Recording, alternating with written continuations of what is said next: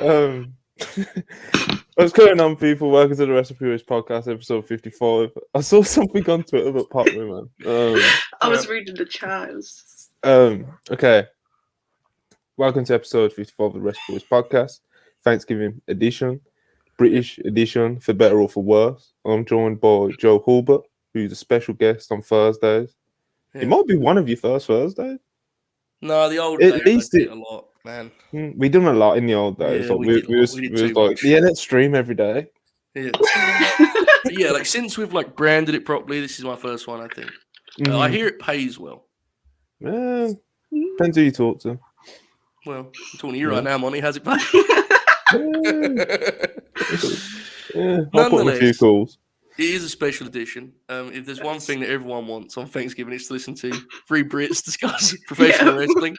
There is a space for more British people to talk about wrestling on the internet, I think. It's definitely a thing that everyone asks for. So I'm excited, you know. Big Dynamite to talk about. Lots to discuss. We got the flags going. Yeah. Hold on. Hello, bruv. We got to play into it today, you know. We chose a great day to do this with game tomorrow too. Oh, right? yeah. Like, what a time to lean into this. Incredible. Yeah, oh wow, I forgot Peas about on fries is nasty. Listen, I agree with you. I Yeah. don't touch that shit. Mushy peas are not. That's the thing with a lot of, like, you know, like the stereotypical like British foods, like beans on toast and fucking crumpets and shit. I don't eat any of them. Hangman gets a little aggressive with the chip butty talk. I'm going to leave that there. I don't get into it. You know, chip butties are good. They are, and I just I ain't gonna argue a lot of stuff. You know, this is a wholesome podcast. It's a holiday edition, but Hangman, he needs to. That's an actual win. One of our rare wins in the famed British cuisine. Up there with the roast dinner. Yeah, exactly. Anyway, carry on. A few more. Also joined for Charlie, of course, regular these days. Yes. How you doing, Charlie? You good?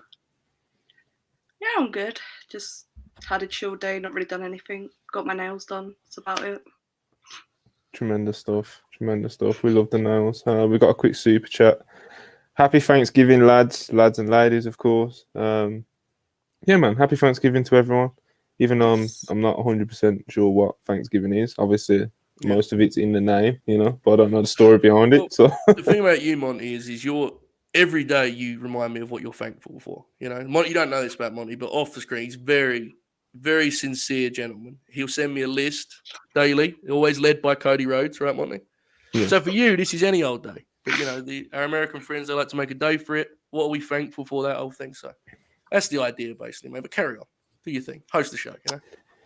Okay, so one of the things I am thankful for was very good. The atmosphere for the match on Dynamite last night for the Elite versus Death Triangle. The Chicago crowd, many thought it was going to be like completely pro-punk, which I thought was insane. To be honest, I quite dismissed it. I actually dismissed it like 10 minutes before it happened.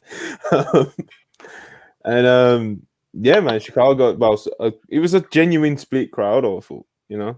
Obviously, some of the chants reflected that, but you know, yeah, the Elite came out in Chicago and kind of. This isn't even a real backup Hangman. This is the worst thing. It's imposter Hangman. So this could age. This is why. I don't know how I feel about this game tomorrow. I don't be honest, I don't really care. See, I only care because of the discourse, you know. Yeah. Just log off, bro. I'm not a coward, you know. I'm not a coward. If my team goes down, I'm going down with them, bro. You know. Yeah. That's fair. But yeah, man, the atmosphere for that 6-man tag last night, obviously, the Elite second match of the best of 7 with the Death Triangle. Chicago, as I just said, hometown CM Punk. Many questioned what the atmosphere was going to be like. It ended up being kind of just a crazy party atmosphere in the end. I thought it was great. The wrestling was almost secondary. Maybe if it wasn't the teams involved, it could have quite easily slipped into that. But yeah, the atmosphere was kind of like the main talking point. There was CM Punk chants, there was fuck CM Punk chants, there was the Elite chants, there was fuck the Elite chants, there was Colt Cabana chants, there was all kinds of shit. Same old shit. Charlie, I know this is a group, the Elite, that's very close to your heart. So I'll get your takes on it first. How was you feeling watching that match last night? I fucking loved it. I thought it was comical. Like, I much prefer that they lean into it than try to pretend that nothing happened. Like, because that's what the Bucks always do, and like Kenny's the same way as well. But like, if they tried to pretend it didn't happen, the crowd would have been 10 times worse. So the fact that they leaned into it and they did the spots they did, I think it was just fucking incredible. It was so fun to watch. It was a lot of fun. It was a great win for them because it allowed them to kind of steal one of the 7 matches. Because they didn't have to give you much, because as you said, and sounds insane considering the guys' ring, but really the match was about the atmosphere. Yeah. So they could actually kind of, a steal is a ridiculous thing to say for like a 4.5-star match, whatever it was. But like what I'm getting at is, we've asked this question, how are they going to map out this 7 matches? I think we all agree they can do it more than, they're obviously, if anyone you trust with this, it's them. But this allowed them to kind of bank one almost, right? Like we can get past this one and just focus on that part of it. But the one thing I do think is important, I think some people have missed this a little bit. Look, they were definitely people in attendance that were feeling a certain way and were like emotional about it and passionate. Most of the people in that building were having fun. And I think that was very obvious when they stopped to chant AEW and this is awesome. Like, I've seen some takes as though there was like hate in the building, and like these people are never going to come back. Like, I think they were playing along and having a lot of fun, and it was like a cool atmosphere. So it's the elite, man. Was, like you kind of half expected it anyway. Of course, yeah. But that's the big thing. Like, I see all this talk about Punk. Like, this means he's coming back, and to me, it's like, look, if you like it or didn't like it, I think we're all on the same page here in terms of we thought it was very fun. This is like the most on-brand thing for the elite ever. Like the idea that this suggests Punk's coming back, I think is insane. Because to me, it's just like, no, that is exactly what I would assume they would do. They are like the most willing trolls in like elite tier professional wrestling history. They love that shit. They were literally working a PWG style match, which they haven't done in years. There were spots they did in that match that they never do anymore. Like it was so obvious, like what they were trying to do with the match, and they achieved it. Like the crowd ate that shit up. Absolutely. I don't know. And look, maybe I'm wrong. I'd like to be wrong. I mean, I would like to see Punk back, sure, but like I just don't. To me, it's just exactly what I would expect them to do in that situation. Especially Matt Jackson. Matt Jackson, he's so funny. he was so ready. He was clucking. He was ready. Like, the minute they made their entrance and the crowd were booing over the music, like he just went straight into it. Absolutely. He loves it, man. He's certainly something. They lost again. Yeah. Which is I want them to win the next one though. I don't want to do the 3-0. I don't think so either. But I just think when you do the 3-0 thing, it's like you kind of in your head, right? Like where things are turning. I think if you go to the next one, you can kind of keep things dynamic a little bit and have the elite win. But I mean, look, the results are secondary for me, and maybe that to some people is like a negative. But I'm just enjoying watching them kind of put this thing together. Yeah, they're obviously also great at what they do. So, but yeah, I mean, the result was. I think it was a surprise they won yesterday, Death Triangle. Next match will be interesting. We'll see. Yeah, I'm with you. Like, even if they're like, I kind of don't want them to do like you said. I don't want it to be like 3-0 down and then the win 4-3 in the end. It's just kind of it's kind of cliche, Yeah. I would even rather them go 3-0 down, get it to 3-3, then lose. But the last match is in California, so I can't. Heartbreak, you know what I mean? Heartbreak in California. That's what we need. But, Kenny's taken a pin and Matt's taken a pin. So it's just Nick left to take one now. And then the week after, they've got a break. So I'm thinking Nick's taking the pin next week, and then they're going to regroup for a week and then come back. Well, one of the interesting things is how are they going to use this this kind of infighting about tactics that Death Triangle's going through, right? Which we know that's going to cost them one. At least. I think ideally by game 7, listen to me, I'm fucking Chuck on the TNT. By match 7, by match 7, I would like it to be a point where like Death Triangle have kind of they're one unit again, and that the infighting has kind of been concluded. Because I would like, I like the idea of telling these stories and then getting to a conclusion point where it's like both teams are at their best. The elite are fully back, whatever, and like I think there's different ways you can portray that. But one of the things that's interesting to me is like where did the elite leave this? I think we all assume they're leaving this as the champs, right? Like I think that's the guess. The thing that's more interesting is how are they going to be presented as champs? Because they still have Don Callis on commentary. Last night, obviously, they were heels for, we understand why. They were much more baby faces on Saturday. So that part of it is probably the most compelling to me in terms of booking. In terms of the matches, it's just having fun watching these guys do their thing. So that part of it intrigues me. There's going to be a lot of BTE lore, Oh, yes. As everyone knows, I'm a big fan. You are. Yeah. I was hooked. I was hooked for a couple of weeks before the all-out tragedy happened, and he went on hiatus. I watched the first episode back, and man, the boys at BTE, they're cooking again. They're saving professional wrestling again, and on your list of things you're thankful for. BTE is back. BTE is back. Yeah, I'm not being sarcastic at all. Anyway, super chats. Never. JC, £4.49. The pod coming in time for Bellingham and Saka packing up the US tomorrow. We respect it. Yes. Black excellence up in the UK. We have to show them. Bellingham, real Brummer. We fucking love it, brother. English football fans are famous for celebrating that kind of triumph. Good call, Marty. Carry on. Saka as well, like. Oh, it's terrible. You're absolutely correct. Carry on. If Ronaldo is CM Punk, it's Messi Tanahashi. Obviously the Piers Morgan interview with Piers Morgan interview with Ronaldo is obviously the comparison with CM Punk and the media scrum, I'd assume. Messi Tanahashi. I don't know. No, it doesn't quite. I understand it, but the thing is with Tanahashi is he's more of like his gifts to me as a wrestler are less natural skill and more an understanding of like emotion. I think with Messi you need like someone who's sort of just a freak talent. Just gifted. I'm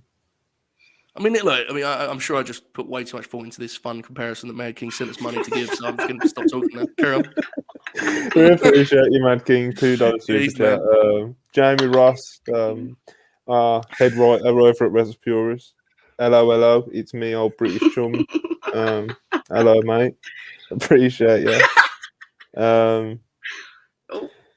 Jesus, Darren, £10. The Elite is a disgrace. Omega said in an interview, got to move on and then done all that in a match. Can't say move on and do what they did. I honestly think that take is like fair, but it's just like, I still popped. Genuine opinion. Just go with it, man. I think there are many conclusions you can draw from what happened and how people acted in those situations. And you can make it whatever you can make. You can make it whatever you want. It's not. It's your choice. But I would remind everyone this is in fact professional wrestling, and never expect anyone to be quote unquote the bigger man in the world of fake fighting. And like to me, it's just you have to have fun with it. Darren doesn't have to. He can join us to do what he wants.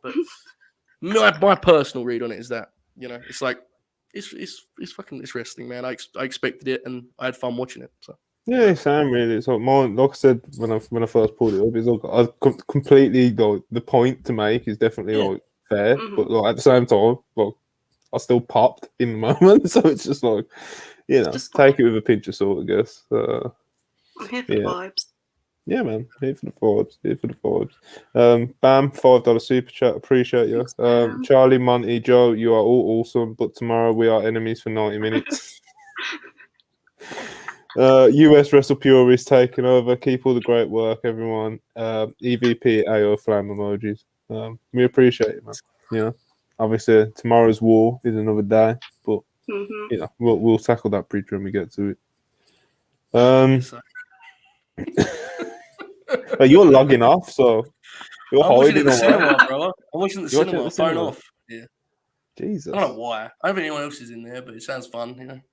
Sounds like the kind of thing I would enjoy. Watching a football game that I have no interest in an empty cinema. HD, brother. The IMAX.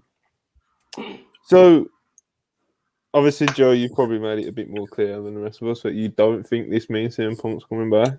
Obviously, there's been quite a bit of discourse about that. It's certainly brought up the conversation again, I guess. A lot of people are absolutely convinced. Then, And I think a lot of people kind of ran with like Sean Ross Sapp just kind of like live tweeting and just kind of speculating sort of thing. It's not like he put a report out or anything, but he was just kind of like, it wouldn't surprise me if CM Punk was coming back because it was so heavy-handed. That's just him kind of like giving his commentary on the. Do you know what I mean? Yeah. Rob's telling me I'm waffling, bro. 199 though. I appreciate you. You know, always Thanks, Rob. paragraph. Love. Um, Sure. Yeah, man. It's all fun and games. Oh god, we're getting more. See, we got the super chat. We're getting super chats to tell the other super chats to cry. Reggie sent in $2. Cry, Darren. Keep up the great work, guys. I've never seen that before. That's incredible. Super chat war, bro. In the chat. Keep beating up and up and up. You know, we'd appreciate it. You know, keep them coming. You know?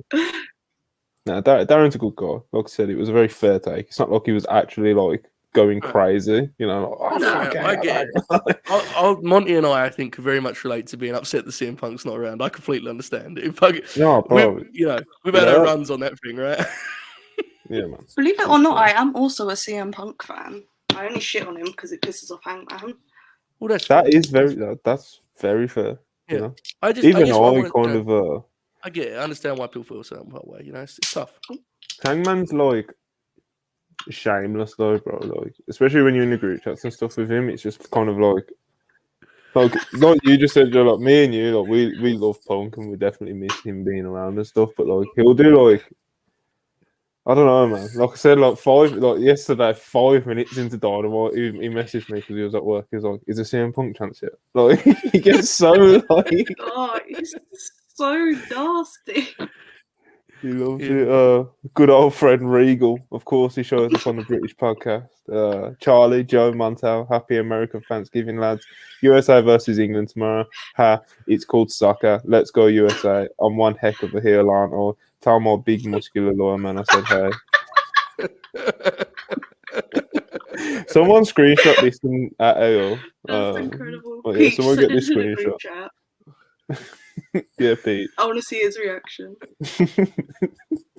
Big muscular lawyer man is great. Where was we, man? Where was we? If Punk's gonna come back or not? Yeah. I mean, I guess, like I said, he's kind of brought up the conversation again. It's like a lot of people are like, if he is gone, what's taking so long? Do you know what I mean?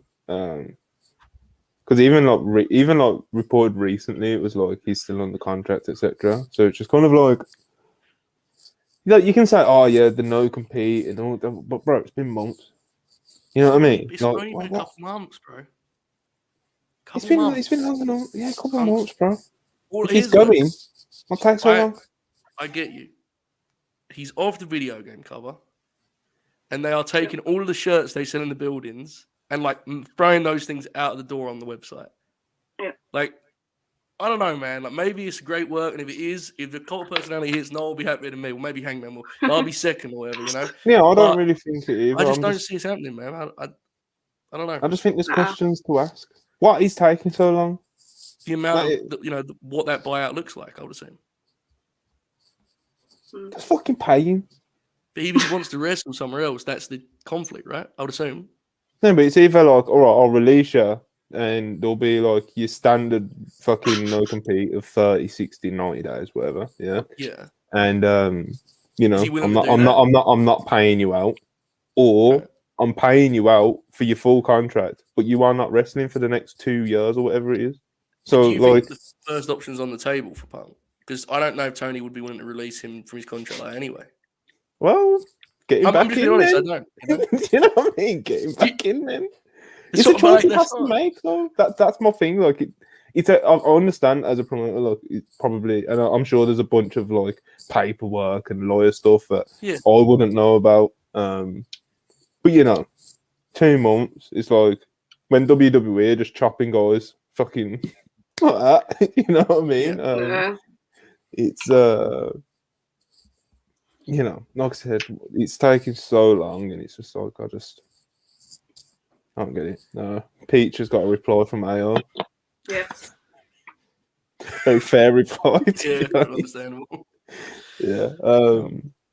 I don't know, man. I just think, obviously, I understand there is some complications with it, and I'm not saying I think he is coming back. I'm just asking. I'm asking the questions. I'm playing devil's I would advocate. say, You know, this could be completely wrong, and I hope it is. But I would say all of the stuff that's happened in the last couple of weeks with Cabana, and then the mocking, the taunting, however you want to frame it. I don't even using those words. It sounds so serious, but I think it is very unlikely that CM Punk's response to that is like, we're in business, or it's already been that. Yeah, that's what I think. It's too overt. Like, it's too overt. Like, it's not like. I can't imagine like if it was all heated and stuff, and they resolved the differences, and they all sat down together. I can't imagine CM Punk being like, yeah, do that. Like, I can't either. I can't see it. Especially like you got to think as well. Like the as funny as the trolling and stuff was, like there was layers to it. Like Kenny doing the biting. Ace Steele's been fired, bro. Like, that was funny. Yeah, the way that I think it was Tony called it like he was like, we've never seen anything like this before. He did some like really incredible call of it, the video game. Yeah, maybe it's a case of I don't want to get my hopes up. I just think there's a lot of the opposite happening, where people like trying to convince themselves this is like a program they're going to see. Yeah. And I don't see it right now. And hopefully I'm wrong. We'll see. I mean, if Tony was a no nonsense, you know what I mean, huge grapefruit promoter, you'd make it work, wouldn't you? Do you know what I mean? I think that all of the guys involved would tell you that they're about business and would put things aside to make money, and I don't think any of them would. Kenny, I think Kenny had full intentions of like getting things in a better place. So I'll take that back. I absolutely did not see that. From my read of the other guys involved, I think they're all kind of they're much. I think it's a thing like the elite very much see it as their home, and which is fair. CM Punk was a home wrecker. It's like it's like even Kenny Omega's first promo after he's all. I know obviously it's kind of he's like, oh, what's happened to this place, and it's all about getting AEW back to feeling like AEW, whatever the fuck that means. I thought 2021 was a pretty good year, but I don't know, man. I don't know. I guess we'll see. I definitely don't think it's something that will happen, but it would be nice if they could, solve the differences and draw a bunch of money together. And because obviously, like we saw like kind of a little glimpse of it last night with like the dueling chants and stuff like that. Like, imagine if CM Punk was actually there. Imagine if it was Imagine if it was CMFTR versus the Elite. Do you know what I mean? Like, that would be insane. So, I think even if he'd done like, I know that like for whatever reason it's not happening anytime soon, pretty clearly. But like, even the Bucks versus FTR, like right now, just like because everyone knows that Punk, like. The people who were doing those chants, who were doing all the inside baseball stuff live at the event yesterday, would be kind of like, it wouldn't be as heated, I guess, but it would be, pretty similar because like FTR are very much like, Team Punk. So it's like, I think there is still like, quite a lot to get out of that. But, to transition to the next part, I'll use the super chat.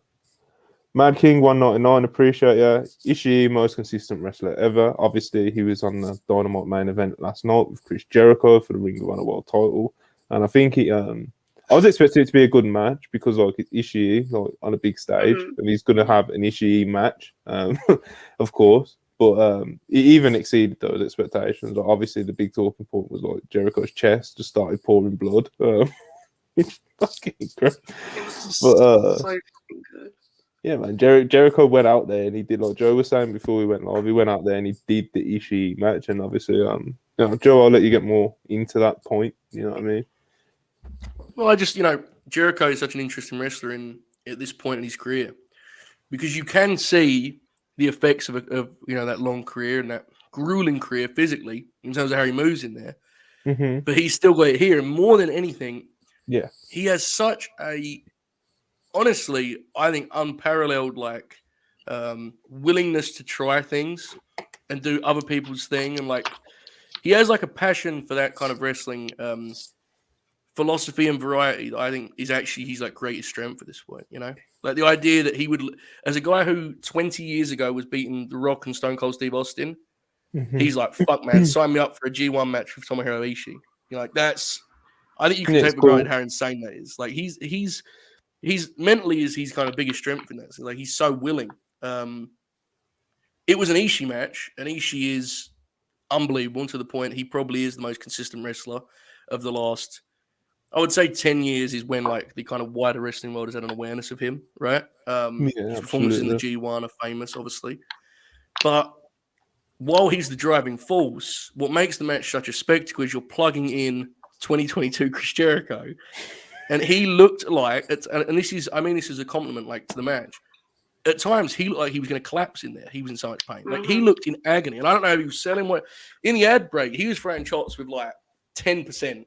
Like he was feeling it, man. They looked that way. Yeah, bro. Like, it was awesome. You know? I loved.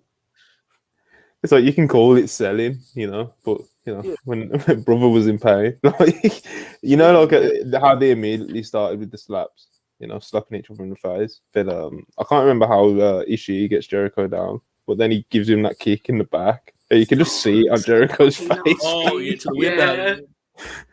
You can tell he's like, it's gonna be a long night. A long night it was. They fucking chopped the shit out of each other, man. Like I know Ishii does that a lot, and he's known for his strikes and shit. But it's like even for an Ishii match, it was probably one of the most chops I've seen this year, at least. I won't say ever because that would be, you know, I've seen him have like 10-minute chop back, 10-minute chop battles and shit. So, yeah, man, Jericho plugged himself in and kind of just rolled with it. What did you think, Charlie? I fucking loved it. I thought it was a great match. And like this sort of thing isn't normally for me, but I love Ishii. I think he's fucking fantastic. But the whole match was just like when Jericho started pouring blood, my jaw was like on the floor because I was like, what the fuck is going on? This is a Dynamite main event and they're putting like this level of effort in. It was just great. I loved it. It's also a match that's enhanced by context because I think Jericho, you know, and I completely understand why for some there's like an overexposure element. He has been wrestling on TV like an insane amount. If you compare his first 6 months of the year to this last like 5, however long, since kind of the Eddie thing transitioned to him like wrestling the other guys in the Blackpool Combat Club, he has been wrestling an incredible clip. Like if you look at his, like last week he did the tag match, right? He's had a bunch of title defenses on TV, you know, Bandito and there was the other one that wasn't so good. We'll leave that on the table for now. There was a couple of others I'm forgetting. He's just been working at a really high rate. I mean, he wrestled Brian the week before he beat Claudio. Like he's basically wrestling every week, and he wrestled on Saturday too. The dude is workhorse, bro. You know? He's 50 now, right, Jericho? 53, I think. I mean, it's like that, unbelievable, and it's just. And again, I don't think he's like this sort of timeless athlete. I just think he has such a good understanding of what wrestling is. He can adjust and adapt, and he did it here. But Ishii, you know, you have to really appreciate him while you can because he's still rolling at like a really high level. I know Charlie and I were both at the Real Quest shows. Yes. And I always am, you know, happy to see him wrestle. But the effort he put in with Suji on night 2 was man. It's ridiculous. He had like a 4-star match. Yeah. In Crystal Palace. One of his favourite matches of the weekend. Absolutely. Yeah. It's just, and he has such a cool connection with the audience because he's a case of like, if you know, you know. And if you've ever seen him wrestle, you have a respect and an affinity for him. He's the man. Like there was a great moment he walked out last night and there's no fanfare with him, right? Like he just walks through the ring. And I think Shivani was like, you don't look like a sports entertainer to me. He looks like a wrestler. And I was like, fuck yeah, that's who he is. Like, you knew he wasn't going to win. They even announced a talking segment for Jericho. I was like, if he beats Ishii, he'll talk on Friday. Like, we all knew the deal. But when he hit a fucking code breaker in the 15-minute mark, you went, well, holy shit, mate. Maybe, just maybe. That's the beauty of Tomohiro Ishii. He's this very special wrestler. Yeah, he's special, and obviously to the point of the super chat, like you're saying, he is genuinely one of the most consistent wrestlers, like at least in the past 10 years. Probably could maybe even push it to like 15. You know? Yeah, I'm not familiar enough with his work before that time. Like I just saw someone in the chat Ben just said it. He said, I found an Ishi match from 1998 and it's basically the same. Just Ishi can move a bit more, still whacking guys, no selling and yelling. For all we know, he's been this guy for legitimately 25 years. I've only seen it for that kind of, New Japan run for this. It's been just about a decade now, maybe a bit more. But yeah. How old is she? Let me Google it. 45? I would guess. He's obviously getting up there because, he feels like his game's the same though, right? Like he's 46. I'm sitting here talking about Jericho's age. She's 46. Jeez, man. Doing those Japan tours as well, bro. It's like you want to always remind me of when I watch Ishii and even like Suzuki when they come over to the States and still have these great matches without really like they don't need to be like some young athletic guy. You know what I mean? To do they've got it down who their character is and what they can do and stuff. And obviously a lot of it is just kind of hitting people really hard. And it always brings me back to like what Brian said, like he wants to wrestle for a long time and stuff. Even though like recently he said that like he's going to be slowing down full time after his AEW contract runs out. But he spoke about like he wants to be able to wrestle for a long time and be able to like have a style like like your Suzuki's or your Ishis, and it's just it's definitely something to admire because like these guys can keep going literally until like. Who knows, bro? Like, I don't watch Suzuki and think he needs to, to pack it up. So, and he's up there, and it's the same with Ishii, man. Like, even though after some, especially Ishii, after some of his matches where I'm watching it dropped on his head 10 times, I do think like, Jesus. Like, what about the bump he took on the apron in this match? He took the DDT, bro. That was insane. He like rolled on his own fucking head. Upright on his head, bro. It was crazy. This is what I mean about Ishii. That's probably the only thing. It's like some of the bumps he takes on his neck and shit like that. I think like Jesus Christ. Do you know what I mean? But I'm just gonna sound insane, but I legitimately think he benefits from just how like strangely constructed he is physically. He doesn't really have a neck. Definitely. Yeah, his head just sits upon his shoulder. That's got to be some part of it. He's just shaped really. Yeah, exactly. He looks sturdy. He does, man. And it's funny. Like he's a short guy, right? Yeah. But like you never look at him and don't take him seriously because of his demeanor. He's got like you said, he's got like no neck and he's got like his little shoulders. Like, man. Ishii's a badass. A few more super chats.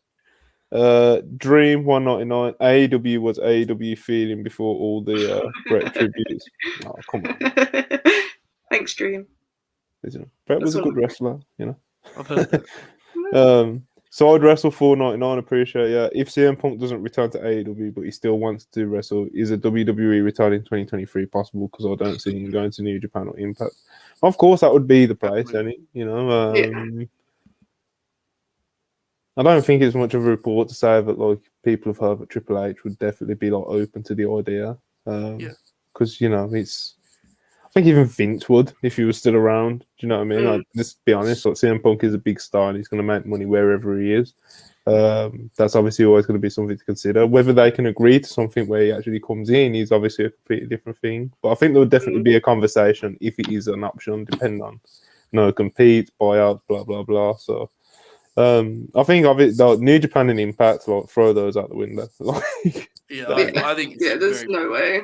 I think WWE return is very possible. Like they have a structure where they've been able to plug part-time guys in so often.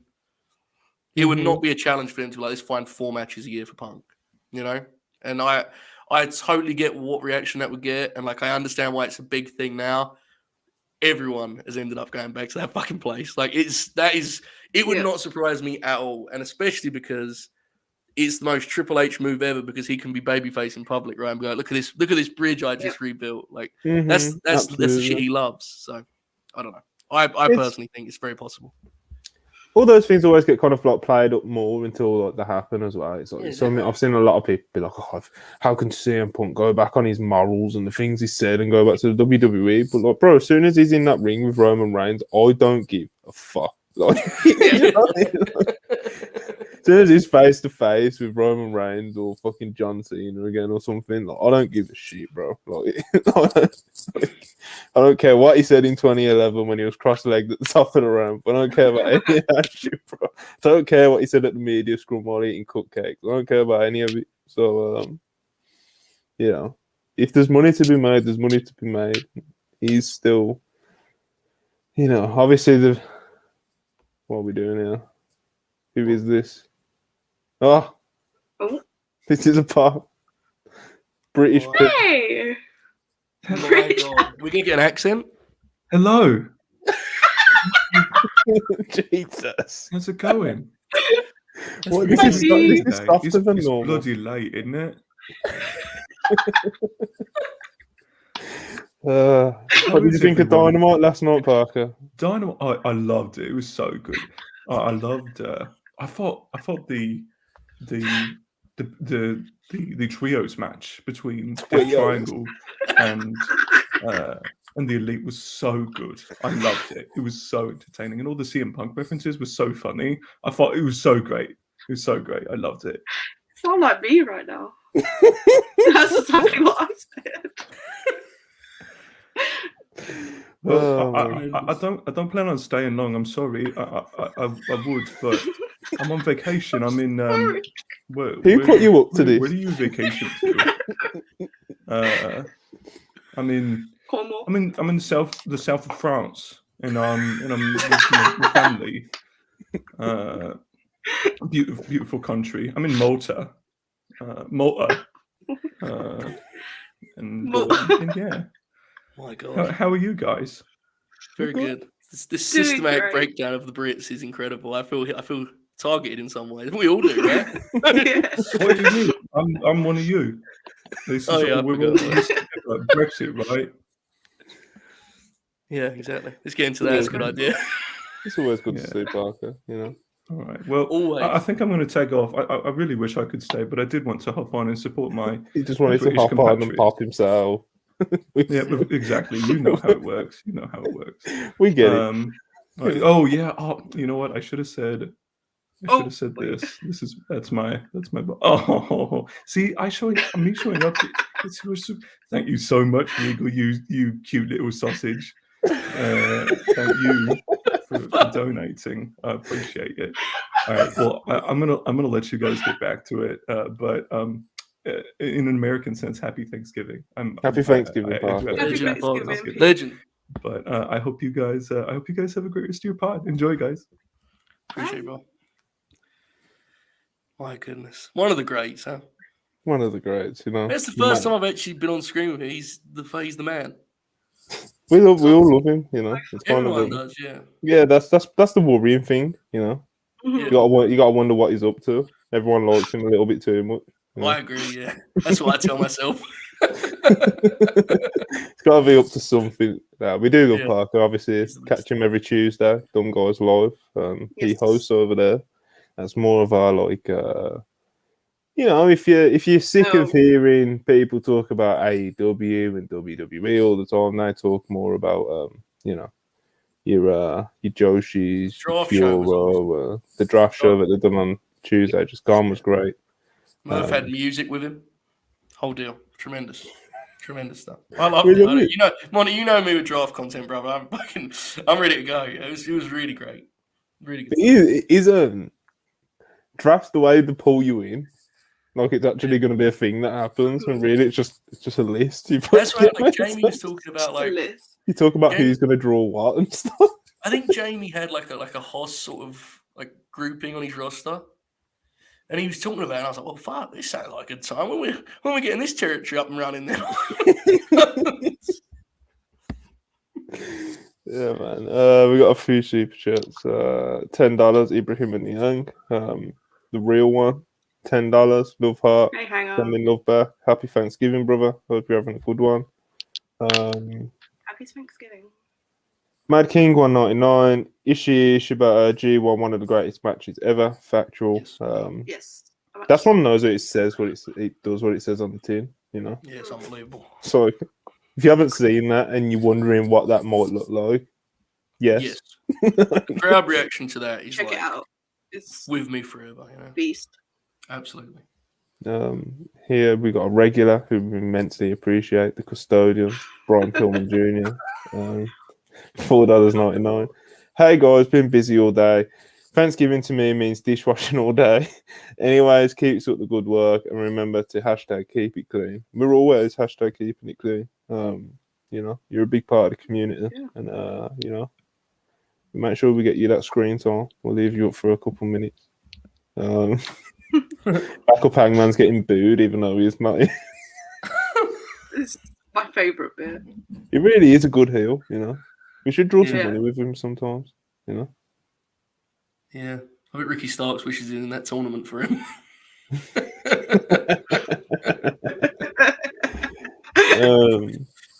Well, just for the last little bit of the issue, Jericho thing. Yes. Obviously, Claudio. He smacked Jericho right in the kisser, and looks like that's the final battle match. Yeah. Obviously, Claudio's great. Obviously, he's that's who Jericho beat for the title. Do we think Jericho's going to drop the title back to Claudio, or do you think Claudio's just one big loser? Don't want to give my honest answer. I don't want him to lose. Yeah. I'm not sure. That's the end game. I thought the end game was final battle for Jericho's title reign. Yeah, man. I don't know, man. Final battle is I don't know. I don't know how I'm feeling about the top two of Chris and Claudio, FTR and Gun Club. That was getting me fired up. I'm not sure. And then, I can't wait for that Gun Club match. I can't wait for that Gun Club match. I have no doubt it will probably be good. But it being one of the main matches on pay-per-view is kind of crazy, you know? Because I think the intention is it will be a big moment for them and they have this big match. Mm-hmm. It might not be. I mean, I don't know, but I think it will be good. But it being a promoted match on pay-per-view is kind of insane, right? After we had the Briscoes matches and I don't know. I think Final Battle may need a little extra outside of the title matches. I guess Joe and Wardlow. I guess Briscoes versus Books. Well, probably Joe Wardlow. We ain't getting it, but it's, things I'd throw out there in the meeting. I'll be just get Briscoes in the face of Books. Let's do it. Tell me if I'm just losing my mind here, but it's Joe Wardlow just feels like a really weird match for Ring of Honor Final Battle, and I can't wrap my head around it being it feels like I would do on Dynamite, you know. Mm-hmm. Then what does Joe do at Final Battle, right? It screams Dynamite match. Yeah. You know? For whatever reason that is, we can't explain it. So if anyone wants to dunk on us for it, I'm sure they'll be able to get away with it. But I don't know, man. Like I said, it kind of just screams Dynamite match, you know. Wardlow in general on Ring of Honor, it just kind of I think that's what throws it off. I just can't see him on Ring of Honor at all. He's like the AEW guy that a lot of people are he should be in WWE, he'd fit more there than you put him in Ring of Honor, which is even more striking, you know. Yeah. And I don't know what the solution is. Joe as a heel is really difficult because it's in a lot of ways it's the correct thing to do with where their roster's at and him as a promo. But I think anyone that's been to the shows could attest this better than I could. I was only at that one Rampage, but I just think people are at a point with Joe where they just kind of enjoy him being around. And I don't think he's at a point physically where he's a great fit to sort of lead matches as the heel either. And I kind of think him being a heel going into this show is weird in itself. Yeah. A funny deal was when they did Supercard, they closed the show with Joe, Gresham, and Moriarty. And I did one of my great analytical pieces was, folks, this is the past, the present, and the future of Ring of Honor. I mean, this is these are the baby faces that are going to lead this brand. Since then, all three have turned heel. One of them has, I believe, left, not really left. The other one is managed by Stoke. I love how much sense it made when you made that. I was really proud of it, man. And then the protectors of Ring of Honor, and they all just turn heel. It's like a metaphor, brother. Gresham's gone, even though he's technically under contract. In progress on Sunday. Yeah, he's a big star. He's a big international star now. We got a Darren Walker, £5 super chat. Appreciate you always, brother. I think TK made a howler. The Briscoe should have beat FTR at the last ROH pay-per-view and had final match at Final Battle. I agree. I hear you. I can't hear you. I think that's a case of that was the best thing for where we're going with like the mapping these Ring of Honor shows out, that would be much better. I think they were concerned about doing the kind of all the belts stuff with FTR, right? Which is like kind of a thing. But as is always the case with those things, they're like really hot. They're much more fun in theory than in reality a lot of the time, If I never add the AEW title to that, like it will be like a weird thing. Exactly, yeah. I think, like, do you know what I mean? So it's like. But then if you do add the AEW titles, you have all like the political challenges where it's like, which one do they lose first? I don't know, man. I don't know. I just think I just want the peak. Fair, yeah. That's not the peak. Who do we think or whatever it is, Who do we think the Briscoes are wrestling at Final Battle? Charlie, have you got any ideas that can convince us this show's actually going to be a blast? Have we got anything? Can we come up with something? What do we got? I have no idea. I mean, I've had the theory for a while that Daniel Garcia is going to face Sammy Guevara on the Final Battle pay-per-view. I mean, that ain't doing it for me. Yeah, I don't know. I don't know. It doesn't help. Yeah. Yeah, no, I'm with you. I think that's very. I actually thought for a second they were going to do Jericho and Sammy at Final Battle, and I was like shivering. Terrified. What was awaiting me?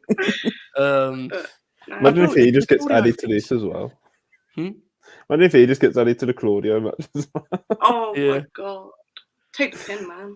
The Claudio thing's hard. It's like they had one singles.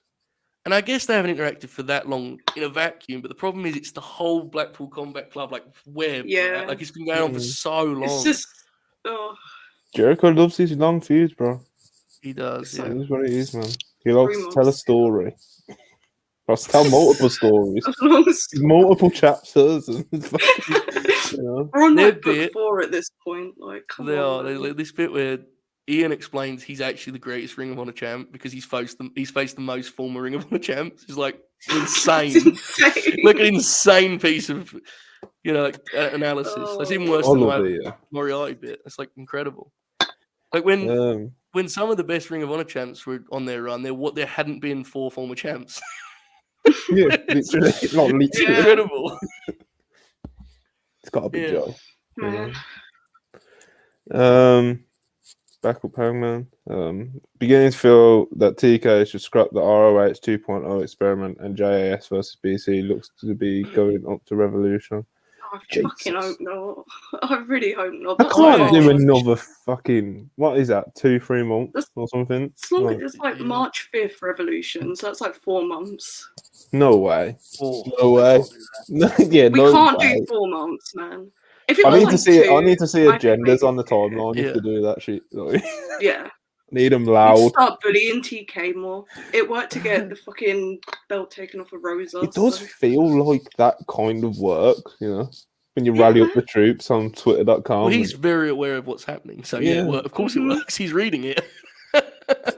I will say, the Ring of Honor, and I always feel hesitant saying this because I love Ring of Honor. And I think even when it gets to TV, it'll probably be something I really enjoy because it'll be like an hour probably, and it'll be really understated wrestling that bores most people, and I enjoy. That's the way my fandom has historically worked. But I do think there's something to the idea of what is this supposed to actually achieve at this point? Because we all talk about Rampage, right? Like Rampage is in such a weird place, and I think this week the main event is 10 and right, isn't that I think FTR are opening and then trios match. Yeah, and it's I do think there's an argument is this project actually a worthwhile endeavor? And I say again, I think I will enjoy the wrestling that comes from it. So for me, it is. But as someone that loves Ring of Honor, even I've had to kind of question what is this actually supposed to achieve? Because the reason, in the 2010s when they had NXT as the hardcore fans product, the reason that worked is because Raw and SmackDown weren't for the hardcore fan. AEW is. So having a product this is the real wrestling, Ring of Honor, it's what the fuck does that mean? AEW has all of the real, it has every wrestling imaginable. There's definitely branding issues in my big opinion. Time, yeah. Because obviously it's exactly what Joe just said, and it's just kind of I know it's kind of what the bad faithers say about how much they are on AEW, but it's just kind of dramatic. I know it's what all the bad faithers say about AEW, there's too much Ring of Honor, and why is there so much Ring of Honor on it, blah, blah, blah, which is kind of ridiculous because the Ring of Honor people are people who would just be on AEW TV anyway. Yes, that doesn't bother your Jerichos, etc. But at the same time, like to what you said, it's like where is the different? Like where is Ring of Honor that different? I think it was like one of the first pay-per-views that Tony did, where the Ring of Honor pay-per-view did genuinely feel like quite. It felt different. Right. I don't know why. It kind of had like an ROH-y feel to it, for sure. But like I said, I think there's branding issues, and he's kind of pick a lane that is, you know, distinguishable against AEW, right. And also, is that a lane that wrestling fans even want? You know? Yeah, it's like, you know, I think Jericho Claudio is. It's going to sound dramatic, but I think you'll get what I mean. Like, I think it's kind of a dangerous trend to start because this is Ring of Honor's biggest show, right? And they're doing a match that could be booked for next week's Dynamite, and none of us would bat an eyelid at that. They've already done it on Dynamite, in fact, after Ash. And it was a big match. I'm not saying it's not a... I mean, it's an important match. But it's just like... You do have to be careful with Ring of Honor pay-per-views that... I don't know what the price is in America, but like... They are pay-per-views, and they could end up just looking like extra episodes of AWTV. Like, Gun Club FTR is... That match could be on any of the AWTV programs. It could be on Battle of the Belts, and none of us would be like, wow, they wasted Gun Club on Battle of the Belts, right? Like, it's...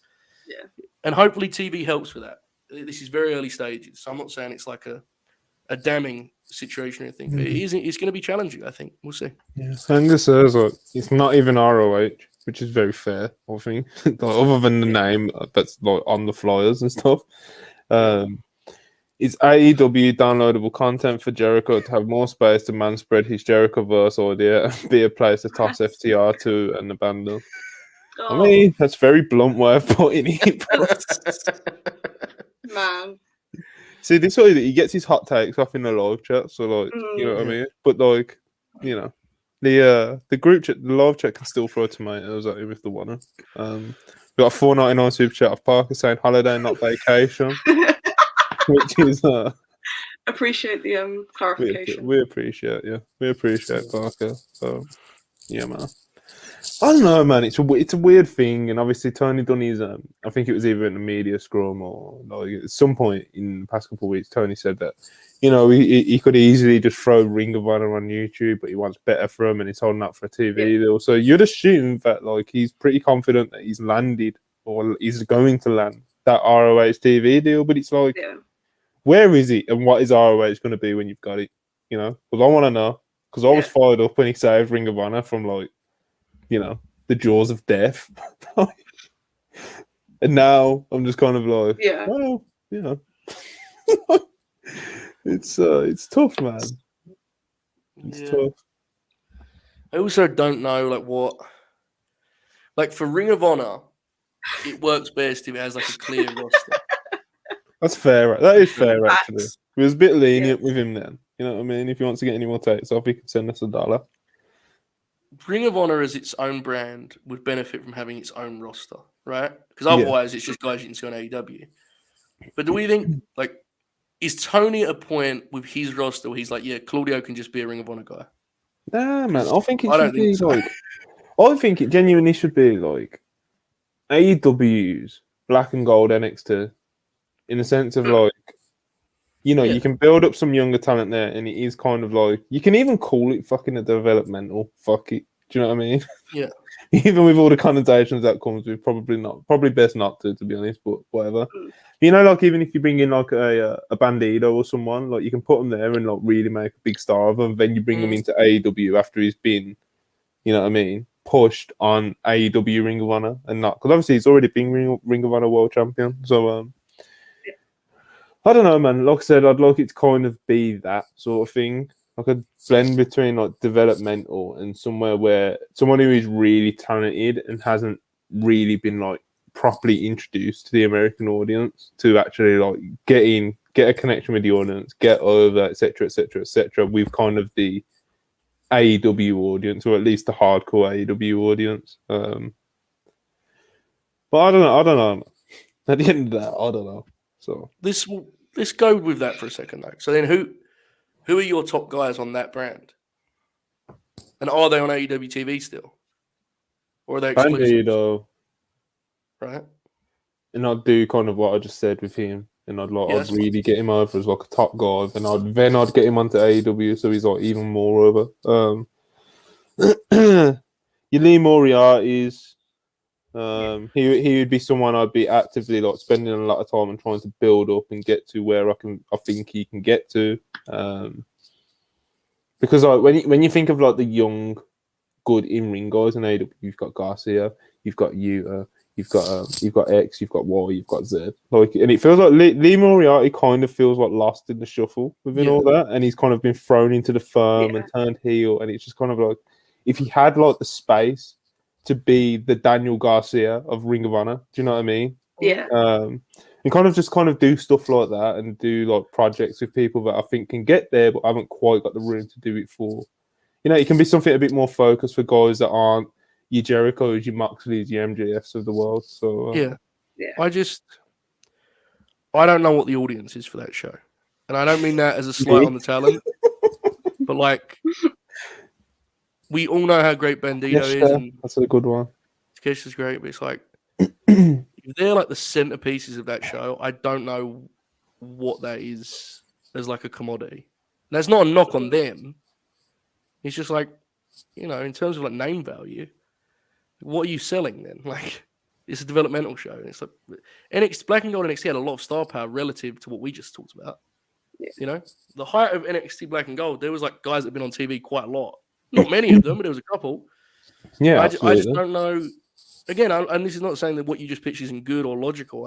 I'm intrigued by what that looks like as like how many people are actually going to watch that? You know. Well, you can't do too much worse than Rampage, can it? Oh, I think you'd be surprised. I think you'd be surprised. Yeah, I do. I think if your show's top if you got the right people, I don't know, man. We've got a couple more super chats before we get back to that. Be careful. Darren Walker, £5, appreciate you. TK should have got Gabe Sapolsky. Gabe. That's our guy. When he had the chance, a proven booker and got contacts for the best indie talent in America. And he does spaces with half of them.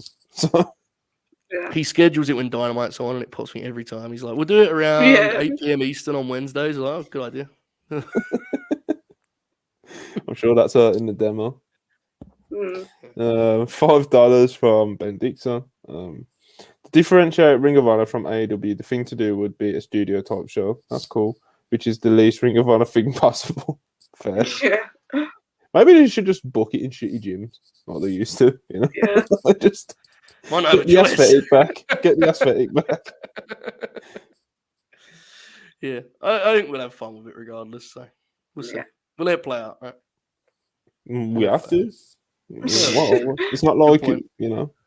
There's not even a product to critique really at the minute. No, we got a good 20-minute segment out of it. No matter however you chop it up, look, it is just a part of AEW's TV, just a couple of new bouts and stuff. Do you know what I mean? It just is what it is. If Jericho wasn't Ring of Honor World Champion now, we'd be fucking running around with the TNT Championship or some bullshit. Do you know what I mean? Doing the exact same thing.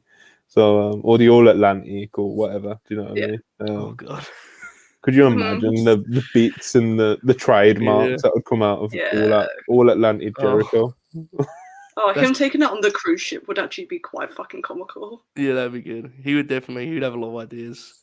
Mm-hmm. Yeah, I don't know. That's a lot of ideas. That's the thing with Jericho. He's always got a lot of ideas, for better or worse. Yeah, he certainly throws stuff at the wall. The best one, the GFY was fucking amazing. Like, he was like so serious on getting that over. Like, he did like 3 weeks and he just left. He just dropped. And I think he said he dropped it because Mox actually just said, "Go fuck yourself" on the TV show. Do you know when someone heckled him and he just said, "Go fuck yourself," you know? But Chris would look intently at the camera and be like, "GFY." Fuck, man. How does that make it a TV about him and be like, but that's, you have to let him do his thing because most of the time he does hit a lot, right? So what's the latest one? Seltzer Man or whatever the fuck? Yeah. Christery. Seltzer Man. Christery. I don't know what he's cooking, man. Yeah. I don't think anyone does. I think it's so soon enough, I'm sure. The wheels are spinning, man. Like we mentioned earlier, Jericho loves a long feud. This has been in the long part of this feud for a while already. The Revolution shout that was in the chat earlier was absolute filth. Please, no. You know, there's no way. There's not. What could they even do? There's nothing left to do. Yeah, like I like the way that because it's gone on so long, people have sort of just left the feud. Like Moxley was in the middle of the feud, which is like I've had enough. I'm gonna go wrestle CM Punk instead. You know, Regal. yeah. Yeah, let's talk about Regal actually. We spoke, Yeah, we haven't spoke about that, have we? No, we spoke about Jericho Ishi. We spoke about obviously the Elite, and we spoke about like Ring of Honor, like in general. Let's talk about Regal. That's what opened the show. Obviously, in-ring promo of Regal, who just turned heel of sorts, I guess. Well, yeah, pretty blatantly. He helped MJF win the world title of Full Gear. Yeah, Full Gear. Everyone already knows this. I'm just giving a recap. You know, he slid MJF the brass knucks. We want to know why. He didn't give us the answer. And you know, we had a pretty tense moment with Marks, and Brian got on his knees and pleaded with Marks not to kick the shit out of him, and Marks told him to go away and never come back, and Regal walked up the ramp, and it was definitely, there was some intense moments and there was some good promo stuff in there, like especially like Regal doing the heel stuff at the start. It's like I'm confused. Well, I guess that's the point, you know. But like, what's going on, Joe? Have some patience. It's one TV money. Before we went on here, he's yelling at Charlie and I. We didn't get an explanation. Where's the explanation? It's true. So mad about it, man. You just give it a week. Yeah, just let it go for a little bit. I actually, honestly, I genuinely thought this segment was like awesome, and I was kind of stunned when I went on Twitter and so it was like kind of up and down on it. I thought Moxley was unbelievable here. The bit when it was holding the ropes and the people came up chanting his name was like, to me, it was obviously like, you know, super dramatic. But I think the way they've told the Regal story, I think it had room to be dramatic. Like, he's their mentor and they love him. You know, I really liked it. I don't know. Yeah, so even look at like the way that Regal done the promo with MJF in the ring, and he's like standing in the middle of the ring like that. Like, it's, you know, it's drama, brother. You know, Brian obviously professed his love for Regal in the middle of the ring. You know, we all know it. He's like a daddy to him.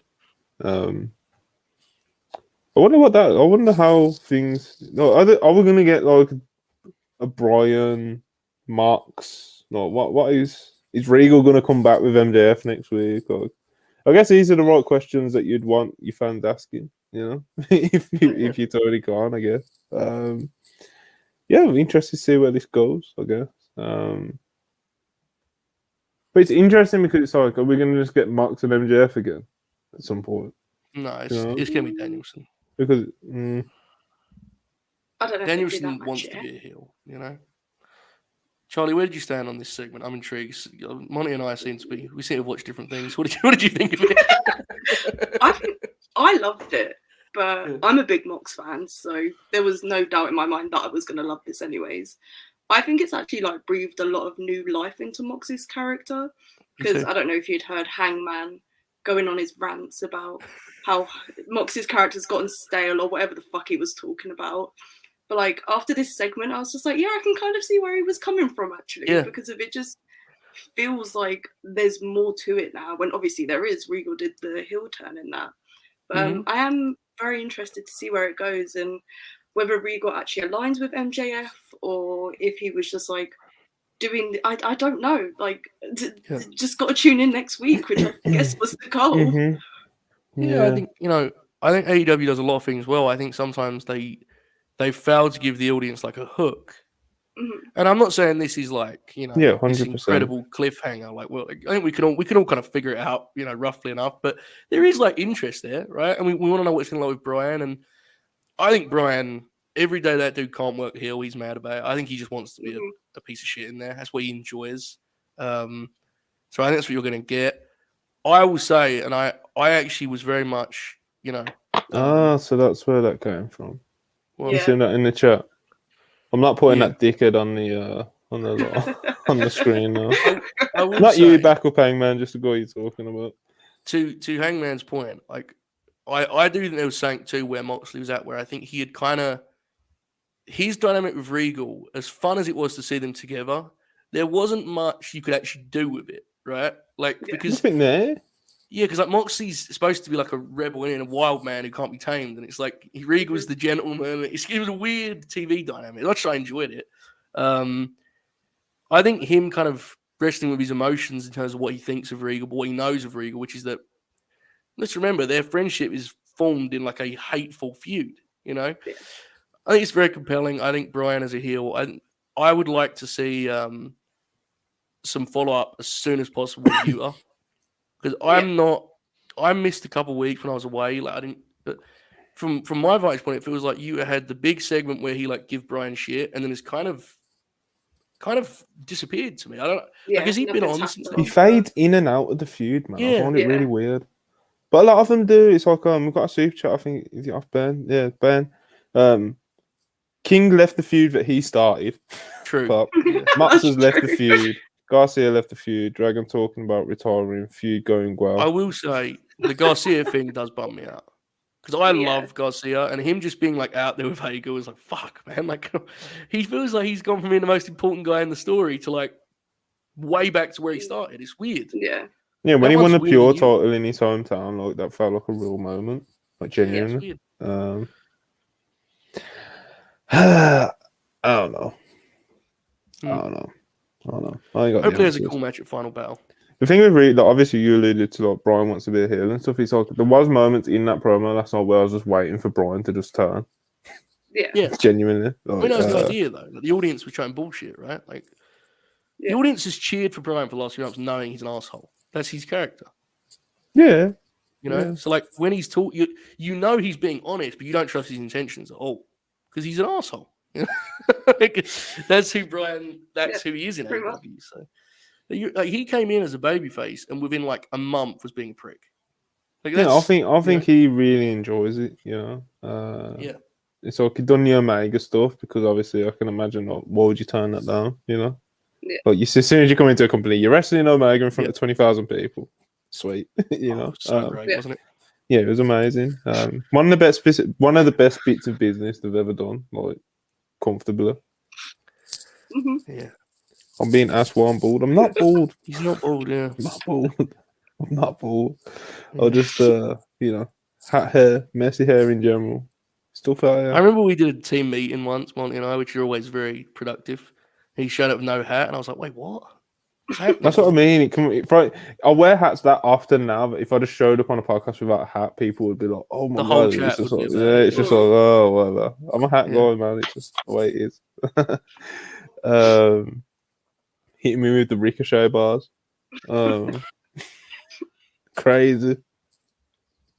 We do have bald members on the team. You know, I ain't gonna name the names, but you know, I ain't gonna name names. Wow. Right. Where was we? Where are we going? Regal to WWE. Is that a thing, do you think? In the immediate future? As in the next 6 months? I don't know. I watched that segment, didn't get anything of that variety, and then went on Twitter and saw that everyone was like, "Well, I guess he's on Survivor Series." I was like, what did I miss?" Literally. You know, people were saying, like, Yeah. "Well, Moxley said never come back," and I was saying, like, "It's wrestling, man. They say a bunch of stuff to each other." It's true, man. It's true. It's wrestling, bro. Like, it's not. Yeah. I guess from what we saw off screen, it's like from what we saw on screen, sorry, it's like there's not really anything to put into it, but you know. Yeah. If that's the word going around that he wants to go back to WWE, it's like, you know. Wouldn't surprise me if he did just want a chilled office look, job with yeah, Hunter, when you he- know. When Let's he's, be done honest. when he's done wanting to travel, I think we all can agree that it's most likely he was going to go back. And that was always kind of like the obvious. He has such loyalty to Triple H, and they're so close, have been for like 30 years almost. So I believe it's the end game, but like it's come out of nowhere. And also the other thing is everyone keeps talking about a 1 year deal, but he came in March, right? It's like what? like what's Yeah, he the came in at Revolution. yeah, which was the first week of March, right? Like. Yeah. I don't know. It's a weird situation. It's come out of nowhere. I don't know anything about it, so I can't speak with confidence on it. But I didn't get that from the segment personally. Me neither. So, but like at the same time, if it happened and he's there in fucking March, then I wouldn't be like shocked, you know. So. But wouldn't you have like, if Regal said to you, "I'm leaving," and you were doing an MJF Moxley feud, wouldn't you instead have had like they just find Regal, blooded and battered, and MJF took him out, rather than shooting a hot angle where it's like, what's Regal I gonna do next? I don't think that. I definitely, no matter what happens with him going to WWE in the future, I don't think that was him being wrote off. Like, absolutely not. I can't fathom the idea they would put him in the finish of their main event and be like, that's the swan song. Like, you would not, man. you know, it'd be strange to me, but we'll see. Maybe we're completely wrong.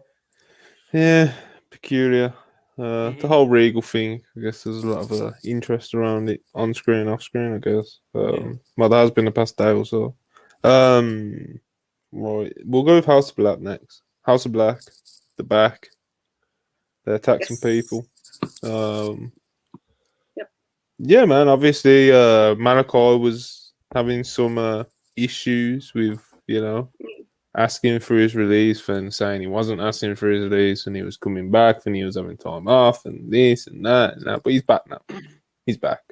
Same with Buddy Matthews, except for it wasn't as like dramatic and back and forth, and he wasn't uploading like Insta lives and stuff, But like apparently he wanted out of his contract as well, and they didn't get it, so they just kind of accepted it. Yeah. They're back now. Kind of kicked the shit out of Brody King because apparently he's had like no issues with wanting to go to WWE or leave AEW, and he's vanished off TV for the past couple months, even though he was on quite a hot run. Massive shame. But like I said, they're back now. The lights went out. There was red mist. Julia Hart appeared. Looked awesome. She raised her hands. It was law. It was law. I loved it. More law, Come on, Charlie. What did you think? You loved it. Why did you love it? Oh, it was just so fucking cool, man. Like, I wasn't expecting them to come back in that segment, and I was watching Dynamite on a delay because I slept through the first hour. So like when they popped out, I was just like, oh shit! Like what the fuck's going on? But I'd said that I thought they were coming back on this Dynamite, but I don't know why it surprised me that they came back in that segment. But yeah, I thought they were going to be involved in the actual like trio best of 7, and I don't really know why. But I don't know, man. I'm excited to see what they do with them. Yeah.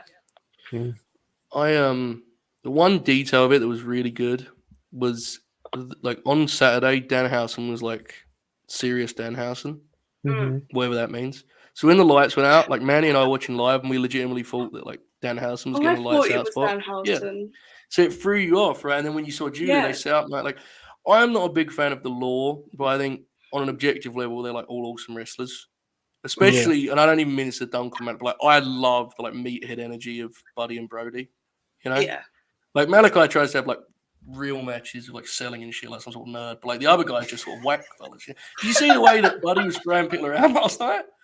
He grabbed one of those fucking locals and he threw him off the ramp.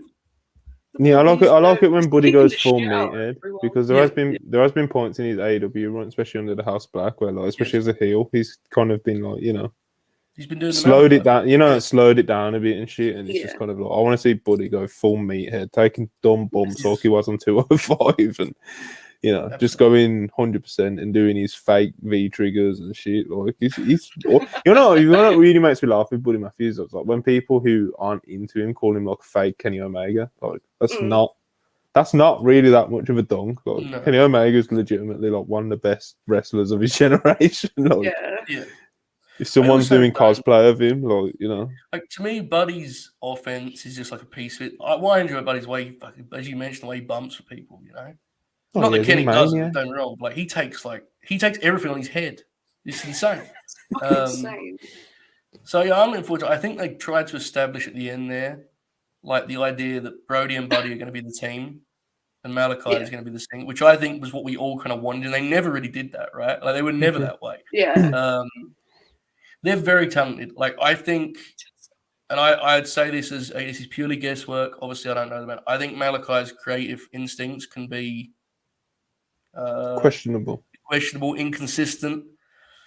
But if you just let them go out there and beat people up, they're going to stay as over as they will. I mean, people love the House of Black. They always have, right? So yeah, they got big reaction. So yeah, I don't know. I'm excited to see what they can do. I just hope they wrestle more than they do like spooky pre-tapes. Personally, some people like that stuff. It's not for me. People really like Malachi as well, man. Like he's got like a Yes. legit following, you know. Like people missed him. Yeah. Buddy and Brody are as good as they are, and as much as we love them, like it wasn't kind of like the same demand you were seeing for him. But yeah, but like obviously House of Black the Rover, man, people like to see him and really want to see him get going, you know. Like we mentioned them finding their ways into the trios title feud. I think that is somewhere where they'll probably end up because like think if they do go to 7 matches with Death Triangle, like there's still a long time to go. So they can beat a few people up on the way there and really establish themselves as like a threat where you're like worried about the Elite facing them because they're just going to get the shit kicked out of them, you know. I'd probably belt them up, to be honest. But... I think, yeah, man. Pokemon Trainer mentions it in the chat. I think the All Atlantic belt might be where they actually go with Malachi. Yeah. And if you look at the tag titles, and we'll just quickly talk about this, and Charlie, you can speak to this because I was looking yesterday, like, I was thinking, who are the Acclaim going to work next, right? And like we got our answer, which we don't get into. But like, do you think that's where we may go? Do you think it might be Buddy and Brody? They kind of chase the Acclaimed, which feels like a weird pairing, right? But I don't know who else you do at the next pay-per-view. I guess you could do it together. I don't know. They need proper heels to go against, so this is as good an option as any. Like, who else can they face? Like, the feud has to be more the House of Black absolutely kicking the shit out of the Acclaimed more than the Acclaimed doing funny bars and just like dunking on them because that would just like bury House of Black. The question is that the presentation you want to give the Acclaim right now because they're so hot? That'd be the question, right? Like, do you want to do that to the Acclaimed? I think it can help. I think it can help if you give them a bone along the way. Do you know what I mean? And you don't like just completely like, you know. I know I just said like kick the shit out of them. Obviously, I was exaggerating it, you know. But you know, you give them little bits along the way and stuff like that. I think it can work because obviously the House of Black is so like, you know, like them showing up, like if they're doing a promo or whatever with fucking Billy Gunn in the ring and the lights go out and fucking, do you know what I mean? Like that's a moment. Right. Yeah. So they can do stuff for that. It's just I don't know how long you could drag that feud on for to do like an actual feud. Sure. You know what I mean? I can only think of. I don't know. It's tough with the Acclaim, like you said, because there's not that many heels, and we was waiting to see who they were going to go feud next, and we got Jarrett and Lethal. You know, I have to say I'm going to have to concede on this one. I don't want to, but the Jeff Jarrett thing is absolutely for me. I'm not one of the only people in the world who likes it. His reaction on TV last night was like, "You have to stop it." Like the people like groaned. It was like people insane. were saying there was like a fuck TNA chant that TNA started, sucks. bro. Yeah, TNA sucks. That's the one. It was brutal. Yeah. Like, and I get we said it last week, bro. We said it Yeah. last week. Literally. So we pop in the group chats and that because Jarrett pops us, like we love him and that, but like at the end of the day, like his name is associated with like more wrestle crap than anyone in the past 20 years. He's like approaching 50, 60, however old he is, and it's like it's not like you're bringing in Goldberg. Do you know what I mean? No, like a fucking huge, like it's Jeff Jarrett, bro. Like, and I get Good. I get Tony's like in the media scrum or whatever. He's like, "Oh, Jarrett's got all this experience in all these different companies, and he can help us." Blah blah. Blah. It's like, yeah, bro, you don't need to be challenging for the World Tag Team title. But the thing is, I can't dunk on it because I absolutely would do it myself. But like the way they set up the segments, he like walks into shot, so it's supposed to be like a big thing, and the crowd was like, "Oh fuck, it's Jeff Jarrett." It's just Last week's one was hilarious. Yeah. Because like Sanjay was like cutting a promo and he walks into the frame like I got this. I got this one. And he cuts a promo. And his promos are like so like old school. Like they're so like they all you know what I mean? Like they all have like a like in a good way, like they all like have like a direction. Do you know what I mean? Like they have a purpose, you know what he wants to get over and get across and he does it. But like even that part of it, even though I just said it's good, it's just like it's so like, you know, it's Mr. TNA, man. It's fucking, it's tough, man. It's tough, bro. It is tough on your main show. Like it's tough, man. For your world tag team title, it's tough. And as much as all pop, like and it's like he's paired with Lethal, who's like as a heel, so fucking boring. Yeah, like the audience has no interest in being on the show to begin with. I don't care, man. Yeah. So he already, because the thing is, we don't need to get to Jay Lethal, but I don't need him on the show regardless. But as a babyface, the live crowds liked him, right? Like we all kind of was like, fuck, they said. As a heel, he's like, he's it's die. terrible. Yeah. It's oh man, like I don't like him on the best of days. Yeah. But at the moment, I just can't fucking stand seeing him on TV. He's on the show so much too. Yeah, so That's why? the thing, I think. Right. Like, Yeah. It's just it's. I think This is why we need Ring of Honor, bro. I'd throw Lethal. I'd throw Lethal in there, brother. Yeah. I'd throw him in there. I'm not even in like I know like Charlie was just messing around. It's like shove him in there. Like it wouldn't even be like that. Like I'll just use him in Ring of Honor as like Problem he'd be a is, player. But he's a player now on Dynamite, so fuck. Like Tony really likes to have like an army of heels that he can beat on any given week. You know, if you look at how he books for it, he always has like. agree. That's why when the Embassy came in and everyone was like, "Oh, Ring of Honor again," so he would use those guys regardless because he just likes having heels that can get beat up by his baby faces. Yeah. And sometimes he goes to that well because he trusts Lethal, I guess, as a worker. And it's like when he comes on screen, not everyone, but like I know certainly us three can attest that we all just like again. Give us a week off. They lost on Saturday, you know, and it's just it's like, what ground do they have to be making this challenge right now? Yeah, exactly. I mean, that would be we could get so much content out of that. Like, you don't even know the like live watch-alongs, review. We would, yeah. I like Jeff. I want to be clear. I was pitching a fucking Eddie Kingston feud for him on this week. I mean, I'm into this guy. Oh, well, Eddie Kingston's on Dark, so fucking yeah. Yeah, that's a shame. Yeah, man. No, it's tough, you know. Yeah. Rob's asking for the StreamYard. We can never keep him away. We get this every week. No.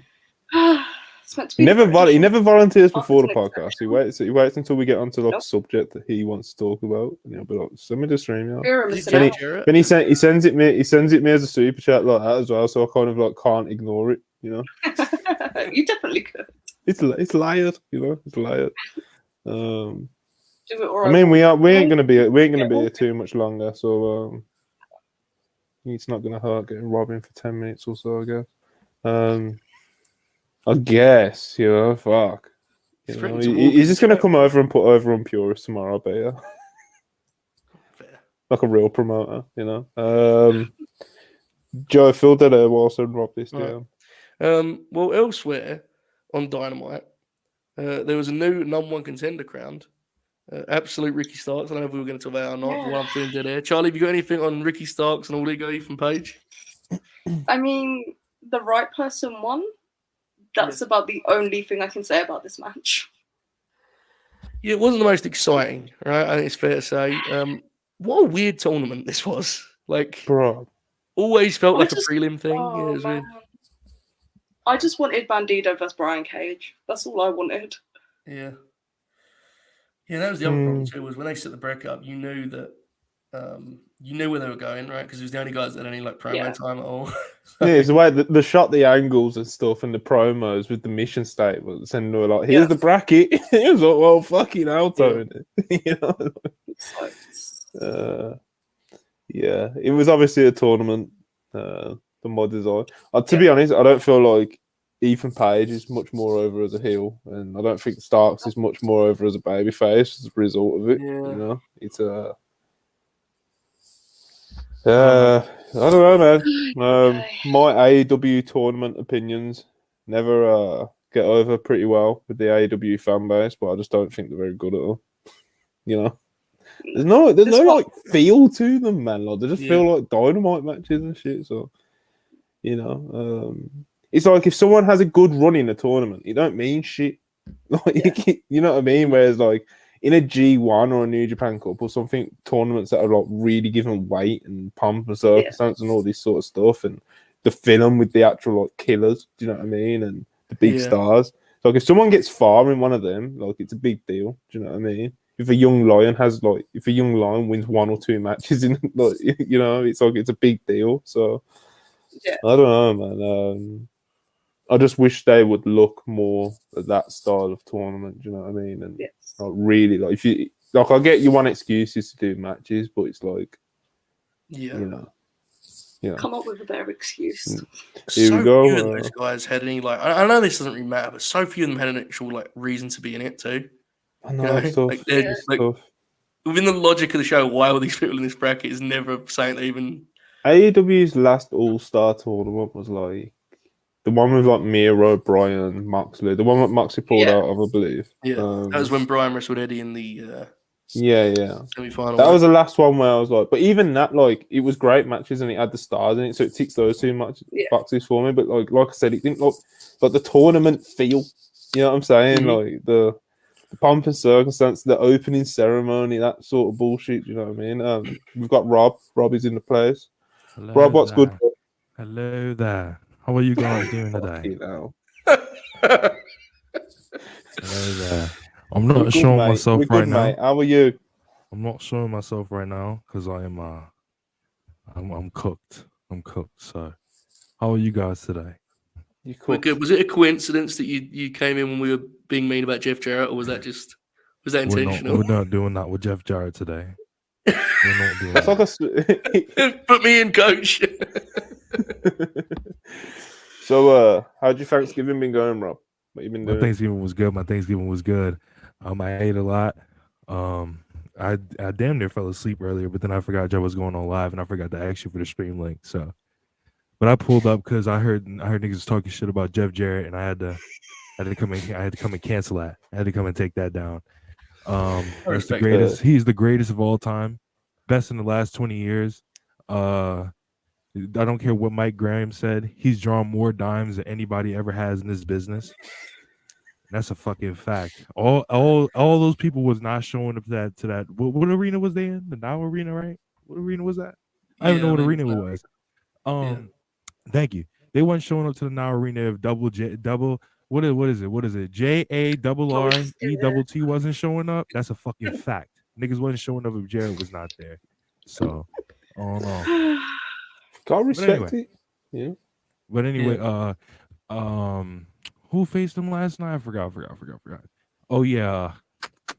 Damn. No, Ethan Page carried Ricky last night 100%.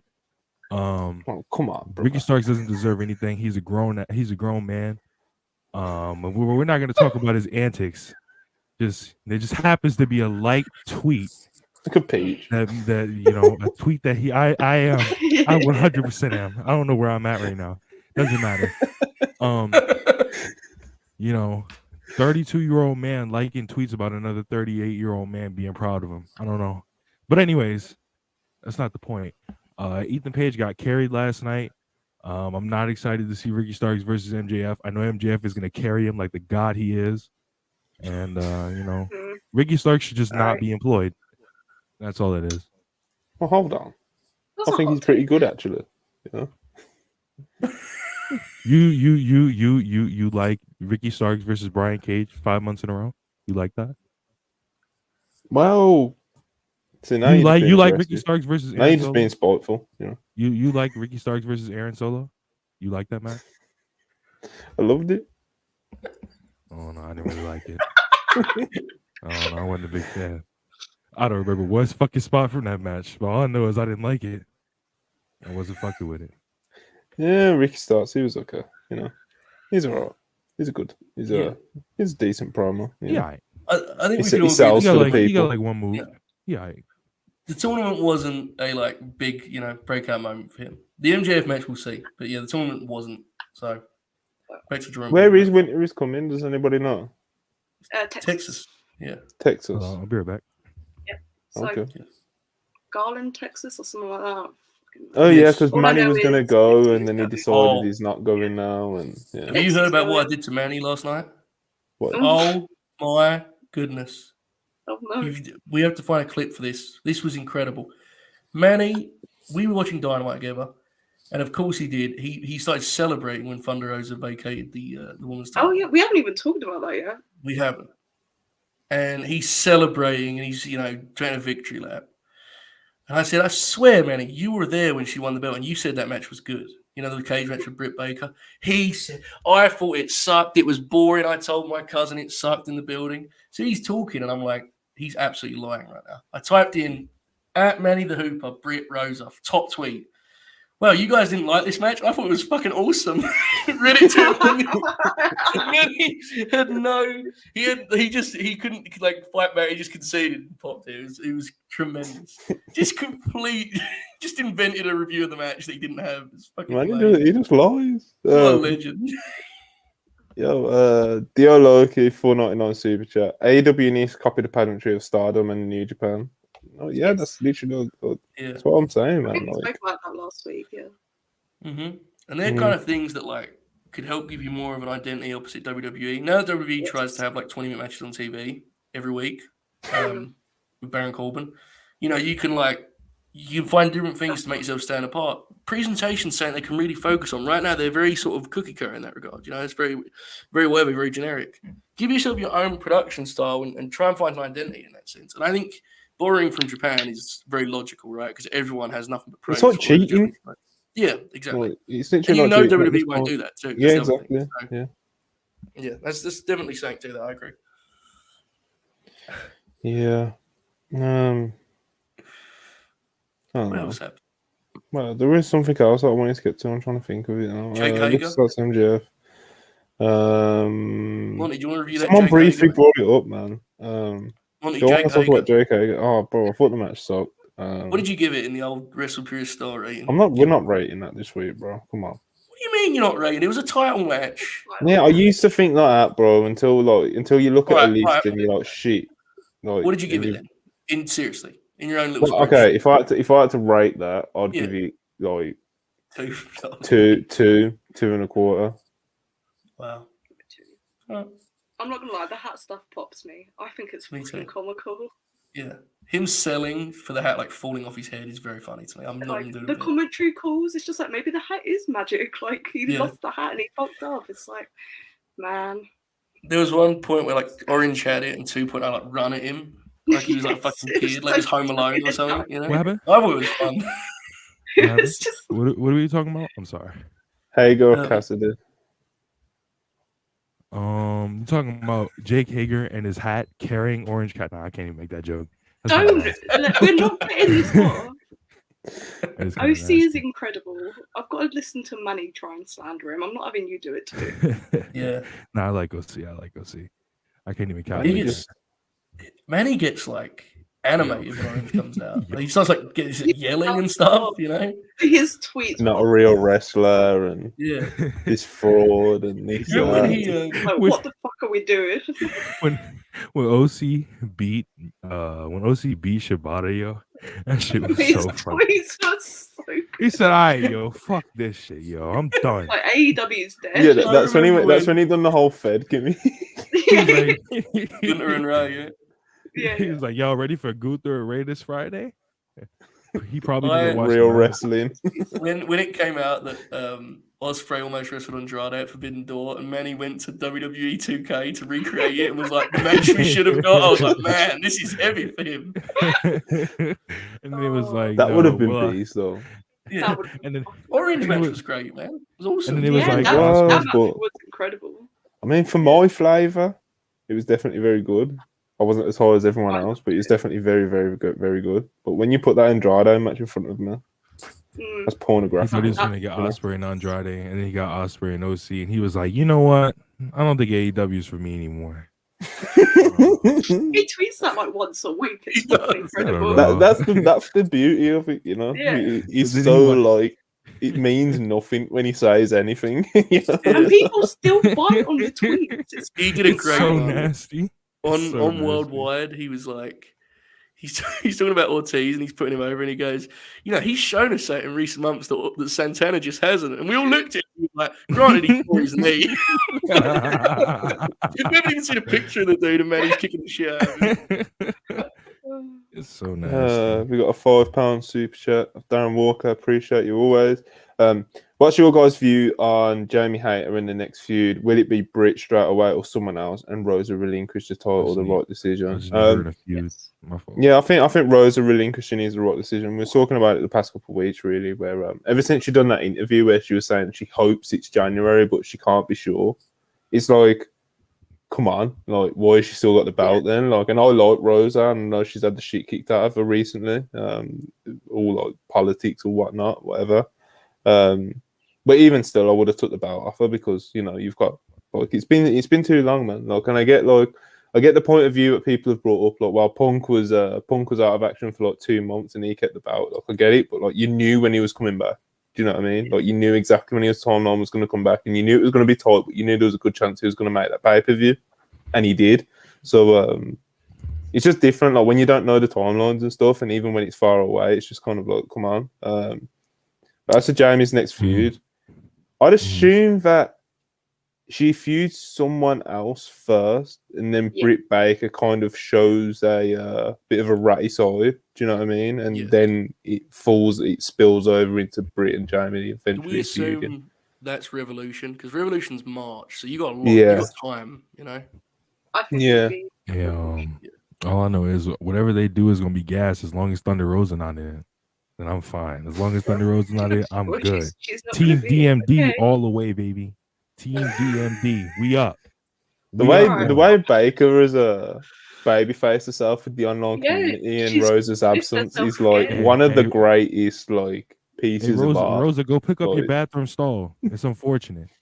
Go Oh. pick up that bathroom stall you was hiding Bro. in. It's unfortunate. Bro. My fault. now. My fault. So look at all this. Look, even the live chat just kicking the shit out of Thunder Rosa. Yeah. Mad King 199. Appreciate ya. OC versus Jarrett feud would be money. I don't know about a feud, but a one-off match would definitely pop them. Yeah, No, I that'd be need so that. fun. A feud I need with it. Jarrett in 2022 with anyone on national TV is a bit, I need OC to feud with Oh, Jarrett. and I would need love Jarrett it, to probably. win. I can't lie, I it's need just Jarrett to to win be, that. Jarrett goes over with a stroke. I need Jarrett to win that. I need him to get 5 All Atlantic title reigns like he had with the NWA World Belt. I need that. It was great. Like, him not getting pinned at the pay-per-view was so awesome. Like, of Mhm. course. I didn't even think about it. But when Jay was getting, I was like, yeah, this makes sense. That tracks. Bro, I know it's kind of, I guess it's kind of bad, but like it's not for us, for people that will just laugh at it. But like him showing up apparently in like the last days and being like, I'm not putting over effort, is fucking hilarious. I mean, that is objectively Mhm. funny. That's objectively funny. I don't know what you mean. That's Yeah. not good or not. That is objectively funny. No, obviously, you don't want to But do you remember how he celebrate pinned him? people. He hit his Bro. finish and like stared at the crowd for like 15 seconds and then covered him and pinned him. That was He had the all-time guitar great around moment. his head and shit, had it? Yeah. Yeah. Yeah. Less we talk about show, probably the better. But Mm. yeah, Thunder Rosa relinquishing the belt. Yeah. I guess it's a shame It's it about had to damn time. end this way, Tony Storm's reign has been classed as like a real one, not an interim one, which is something that a few people were calling for. And it's only fair because obviously her reign, it's not like Rosa came back during her reign, so she just like, had a reign, Facts. But yeah, man, Jamie Howe. I wonder who the first feud will actually be to I think transition Sheeta. into the Baker. I think, that would yeah, be good. she did my show. So. That would be good. I'm there. I'd be Have they all worked a over lot on that. TV? Sheeta and Jamie? I feel like I know she worked Riho. tag matches. Yeah. Did tell me that know about about some tags. Sheeta. Yeah. I don't remember a singles match. No, I don't. Maybe like a couple of years ago. But Yeah. Hmm. Yeah, I'm not sure. But that match seems perfect, honestly, for what you're looking for, right? I don't know who else it would be. it's coming, The yeah. pay-per-view match with her and Tony was just, it was great, man. I Yeah. love it, Do you reckon they'll run that back before they move I on to would. someone else? Yeah, I Yeah, definitely would. That was, I'd run it back at Winter is Coming. like, I talked to Monty about this a little because I did a review for that. You can check that out at Mhm. WrestlePurist.com, folks. A loosely associated website with this podcast. Like, I get why people don't like overbooked interference, but I just think it works so well in that match. Mhm. Like, if you watch the crowd, they was every time Tony kicked out, they assumed she was not going to win the belt, Jamie, that night. Yeah. They were like, oh, that was it, And again and Mhm. again, and then they got him. I thought it was awesome. I would definitely run it back. 100%. It's an exciting time for that. Like, look, there's a ways to go. Obviously, we don't need like a victory that bad, but that was a big thing for the division. That match getting over that way live, like, crowd was Absolutely. rocking. And just Jamie being able to organically get over is big for the division. Then just like you said, the match itself was great, but them making the decision to pull the trigger at the right time with her. Yeah. You know what I mean? You can even argue that even this was a little bit delayed because look at out of the 4 women in the Fatal 4-Way at Forbidden Door, Jamie was the one that the crowd was behind and wanted to win the title. Do you know what I mean? Do we So We don't know when the UK show is, right? Like We we have don't. like a rough Summer. no. summer. We Like, just- they're definitely okay. going to shoot for Jamie and Yeah. Saraya on that, aren't they? That's like their plan, I would assume. That would be my I guess. hope so. Yeah. I think it'll probably be like July time, is my guess. Yeah. Have we spoke about Saraya, Joe? What did you think? What do you mean? Like What do you think? personally? What did you think of her first outing? like just generally? Yeah, man, is she a nice girl or what? You know. I'll be totally honest. I watched the show on delay, so I didn't have like the live, feed to go along. I actually thought the match was completely serviceable and fine. I didn't think it was bad Yeah, at all. same. I thought it was too long for what they were trying to do, which was Saraya was Same. mostly selling. And I don't think Britt. I thought Britt did an admirable job. I don't think she's someone who needs to lead like a 10-minute heat segment. Yeah. It wasn't quite that long, but you get what I mean. But I wish she took some bump, like some big bumps, and she was never ever like a super worker. So I had a very Yeah. I did not expect it to be a thriller or anything like that. I thought it was fine for what it was, and overall a triumph because she got back in there, which I'm sure was pretty fucking hard after 5 years. And people forget, even before she came back last time, she was off for like a couple of years before that, right? Because she was going for a bunch of stuff. So I thought they did okay, but it wasn't they did, man. anything great or anything. Well, we literally pretty much had the exact same There you go. take on the whole situation. I Maybe we think. did talk about it. That's why we pay him the big bucks. You know what I mean? We do. Y'all wasn't fucking with damn, I don't remember a single spot from that match. I can't count. Rob, you're so good. Damn. Incredible performance. Not even the curb stamps, nothing. You know. Yo, there was a I like curve the song. Yeah. Earlier on, when we were talking about Jeff Jarrett, Rob finished his round and went, "Who did he wrestle last night anyway?" Oh yeah, Jake.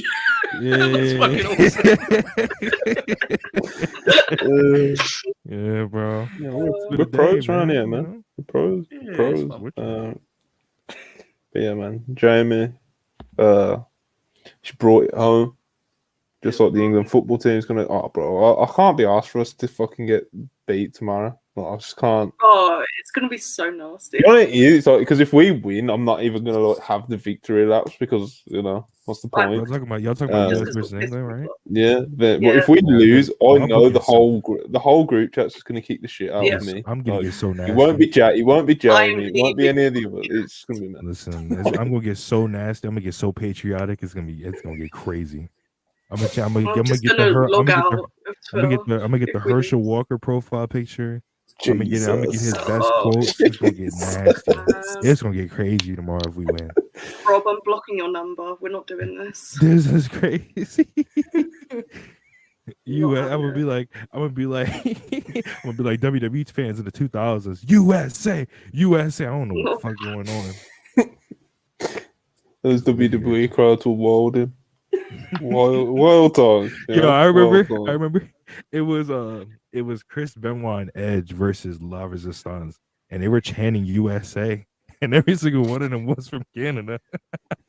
And I was like, yo, this is crazy. Yeah.